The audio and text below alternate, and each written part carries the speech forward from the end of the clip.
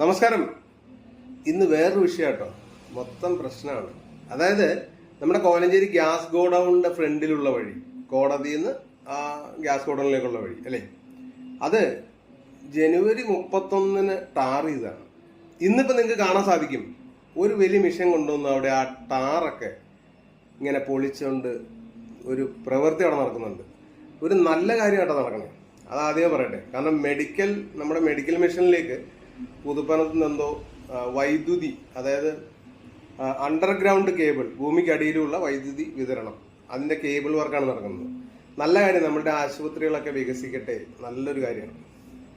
ഇതിനോടൊപ്പം പറയാനുള്ളത്, ഈ ജനുവരി 31 ടാർ ചെയ്ത റോഡാണ്.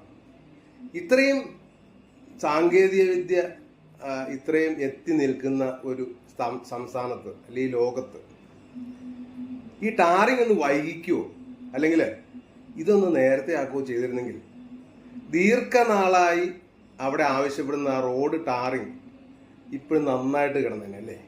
അതായത് ടാർ ചെയ്യുന്നു, കുത്തിപ്പൊളിക്കുന്നു എന്നുള്ള പഴമൊഴി വീണ്ടും നമ്മളെ ഓർപ്പിക്കുകയാണ് ഈ പ്രവൃത്തിയിലൂടെ. തീർച്ചയായിട്ടും അത് ഒഴിവാക്കാമായിരുന്ന ഒരു പ്രവൃത്തിയാണ്. പക്ഷെ ആശുപത്രികളിലേക്കുള്ള ഒരു വൈദ്യുതി വിതരണം വളരെ നല്ല കാര്യമാണ്, ഇല്ല എന്ന് പറയുന്നില്ല. പക്ഷേ റോഡ് ടാർ എന്നുള്ള വർഷങ്ങളുടെ ആവശ്യം നിങ്ങൾക്ക് എല്ലാവർക്കും അറിയാം അല്ലെ. റോഡ് ടാറിങ് എല്ലാ വർഷവും അല്ലെങ്കിൽ 4 മാസം കൊണ്ട് നടക്കുന്ന പരിപാടിയല്ല. പ്രത്യേകിച്ച് ഇലക്ഷൻ വരുമ്പോഴാണ് ഇത് മെയിനായിട്ട് ഈ നാടകങ്ങൾ വരുന്നത്. അപ്പൊ ഇത്രയും നല്ല രീതിയിൽ ടാർ ചെയ്ത ഒരു സംഭവം സിമ്പിളായിട്ടൊരു മിഷൻ വന്നത് പൊളിച്ച് ഇനി അത് അങ്ങനെ കിടക്കുള്ളൂ. വീണ്ടും ടാർ ചെയ്യുമോ എന്ന് ചോദിച്ചാൽ എനിക്കറിയില്ല. മേ ബി അങ്ങനെ വല്ല നിയമമുണ്ടോ എന്നും എനിക്കറിയില്ല. പക്ഷേ ചെയ്തത് ഏതായാലും നല്ല കാര്യം.